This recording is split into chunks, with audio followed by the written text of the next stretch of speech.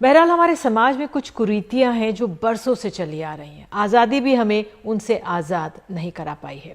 जाति प्रथा के कारण भेदभाव हमारे समाज में छलकता ही रहता है, लेकिन अच्छी बात यह है कि युवा इस भेदभाव से मुकाबला कर रहे हैं।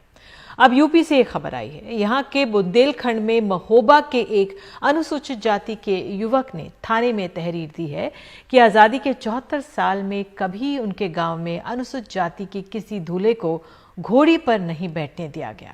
अब वो घोड़ी पर बैठकर बारात में जाना चाहता है।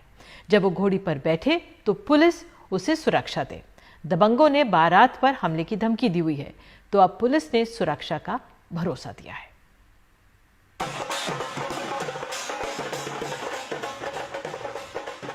इन इलाकों में अनुसूचित जाति के दूल्हे अपनी बारात में पैदल जाते हैं। इसके पीछे जातिवादी और सामंतवादी सोच ये है कि घोड़े पे बैठ के वे सबके बराबर हो जाएंगे, दूल्हा बन के धूल मिट्टी में पैदल चलेंगे तो औकात में रहेंगे। अब माधवगंज गांव का अलग इस सोच से बगावत पे आमादा है।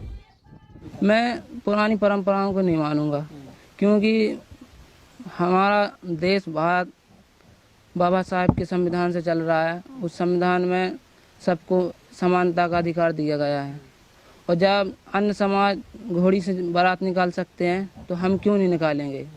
हम नहीं मानेंगे उन बातों को। गांव में शेड्यूल कास्ट की शादी में नाचने गाने पे रोक नहीं है। बाकी रस्में भी वे कर सकते हैं, कोई नहीं बोलेगा, लेकिन घोड़े पे तो सिर्फ ऊंची जाति वाले ही बैठते हैं, उसकी इजाजत नहीं है। अलग के पिता गयादीन की शादी 52 साल पहले हुई थी, तब भी घोड़ी चढ़ने की इजाजत नहीं थी, आज भी नहीं है। मेरी भी बारात पैदल दूल्हा निकासी की, मेरी भी बारात पैदल निकली, और भी हमसे बड़े बूढ़े बुजुर्ग हैं उनकी भी बारातें पैदल निकली। रछवाई पैठाई में घोड़ी पे नहीं बैठने दिया। अगर मेरे बेटे की शादी घोड़ी पे बैठ के रछवाई फेरेगी तो सब जितने हमारे परिवार और समाज के हैं सबके भी गैल खुल जाएगी। सबके लिए दूल्हा निकासू घोड़ी से जाएगी बारात। अलग के घर शादी का माहौल है। आंगन में शादी के बुंदेलखंडी गीत गाए जा रहे हैं। कार्ड भी छपके आ गए हैं। मेहमानों के नाम लिख डाक में भेजे जा रहे हैं।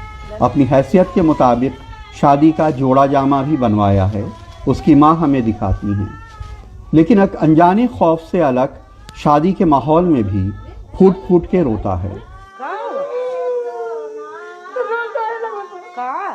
बेटे की इच्छा है तो हमारी इच्छा है, तो हम कह रहे बेटा जैसे चाहे उसको करेंगे, तो घबरा मत। अलग के गांव में जिंदगी बदस्तूर चलती है। कुछ मेमने चारागाह में चुहल करते हैं, कुछ बच्चे गांव की गलियों में टायर दौड़ाते हैं, कुछ कंचे खेलने में मशगूल हैं। कंचों पे यूं निशाने लगाते हैं मानो दुनिया जीत लेंगे। लेकिन अगर अलग घोड़े पे नहीं बैठ पाया तो शायद ये भी जवान होके पैदल बारात लेके जाएंगे। कभी कहा गया कि शूद्र चाहे खरीदा गया हो या नहीं, लेकिन उसका जन्म ही ब्राह्मण का दास बनने के लिए हुआ है।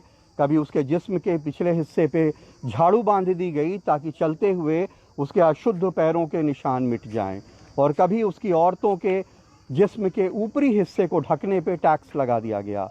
लेकिन अगर आज़ादी के इतने दिन बाद भी ये हो रहा हो तो ये शर्मनाक है। महोबा में इरफान पठान और राजेश गुप्ता के साथ कमाल खान, एनडीटीवी इंडिया।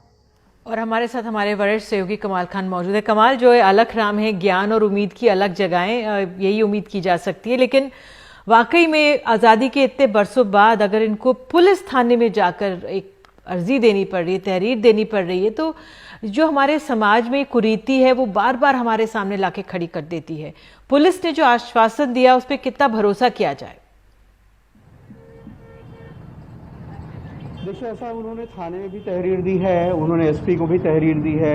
पुलिस ने कहा कि जो भी नियम है वो सबको मानना पड़ेगा। वो घोड़ी पे बैठ सकते हैं, जैसे चाहें वैसे अपनी बारात ले जा सकते हैं। पुलिस उनको सुरक्षा देगी, उनको आश्वासन दिया गया है।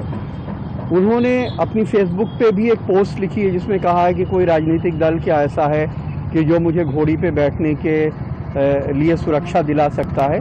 कुछ पॉलिटिकल पार्टीज़ के लोग भी सामने आए हैं और उन्होंने कहा है कि नहीं, वो उनकी मदद करेंगे।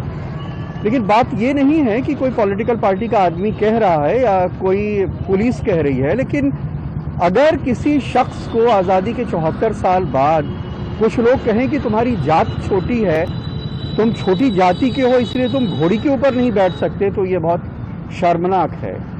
वो कार खरीद सकता है लेकिन वो घोड़ी के ऊपर नहीं बैठ सकता है, क्योंकि ये गांव की परंपरा है, वो वहाँ पे बारात लेके नहीं जाने देते हैं। बहुत साल पहले की बात है, हमें लगता है शायद 7-8 साल पुरानी बात होगी। बुंदेलखंड के ये गांव में हम लोग कहीं शूट कर रहे थे गांव के इलाके में, तो हमने देखा कि एक हमारे साथ प्रधान जी खड़े थे, वो ऊंची जाति के, और कुछ महिलाएं आ रही थी, वो लकड़ी का गट्ठर सिर पे लिए हुए, और हमसे थोड़ी दूर पे जब वो रह गई तो उन्होंने अपनी हवाई चप्पल उतारी और गट्ठर के ऊपर रख के वो पैदल जाने लगी। एक लड़का खड़ा था, हमने उससे पूछा कि ऐसा क्यों हुआ, तो उसने कहा कि प्रधान जी ऊंची जात के हैं और यहाँ जो नीची जात के लोग हैं, यह परंपरा है कि वो चप्पल पहन के उनके सामने नहीं जा सकते। तो ये भी आज़ादी के इतने सालों के बाद हो रहा है, तो ये बहुत शर्मनाक है। पुलिस इसमें कुछ मदद कर सकती है, लेकिन जब तक समाज में बदलाव नहीं आएगा इस तरह की चीज़ों को ख़त्म करना मुश्किल होगा।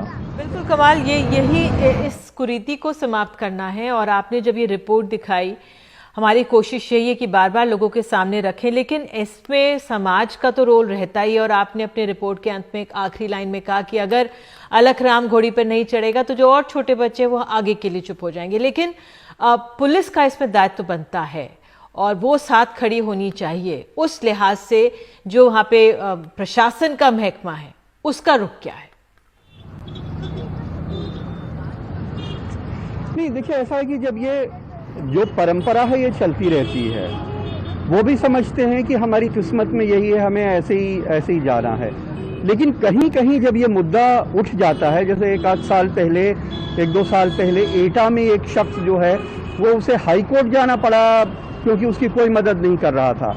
वहाँ प्रशासन को भी उसने अर्जी दी, प्रशासन भी उसको ये गारंटी देने को तैयार नहीं था कि वो ऊंची जात के लोगों वाले गांव में से एक शेड्यूल कास्ट दूल्हे की बारात जो है वो घोड़ी पे बैठ के जा सकती है।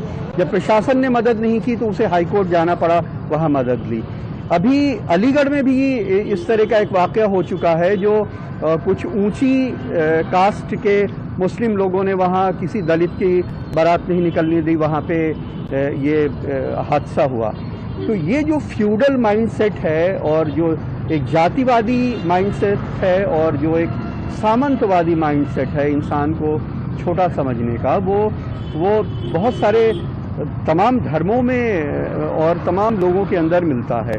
पुलिस अपने से कुछ नहीं करती है, लेकिन जब लोग अर्जी देते हैं, सोशल मीडिया में आ जाता है, जब उसका प्रचार हो जाता है, तब पुलिस को भी यह लगता है कि इससे बदनामी हो रही है, क्योंकि ये उनकी ड्यूटी है कि जो उसका समानता का अधिकार है, अगर उसे कोई नहीं दे रहा है तो वो उसको लागू कराए। तो पुलिस भी करती है और उम्मीद है कि यहाँ पे, चूँकि यह मुद्दा अब उन्होंने कई राजनीतिक दलों से भी अपील कर दी है, फेसबुक पे भी लिख दिया है, कुछ राजनीतिक दलों ने उन्हें भरोसा भी दिलाया है, तो हो सकता है कि पुलिस को भी लगे कि यहाँ राजनीति होगी तो उसको सुरक्षा दे। बिल्कुल, बहुत ज़रूरी है कि ये शर्मनाक जो एक खबर है कि किस तरह से एक दूल्हे को एक तहरीर देनी पड़ रही है पुलिस स्टेशन पे कि वो घोड़ी पर बैठना चाहता है। बहरहाल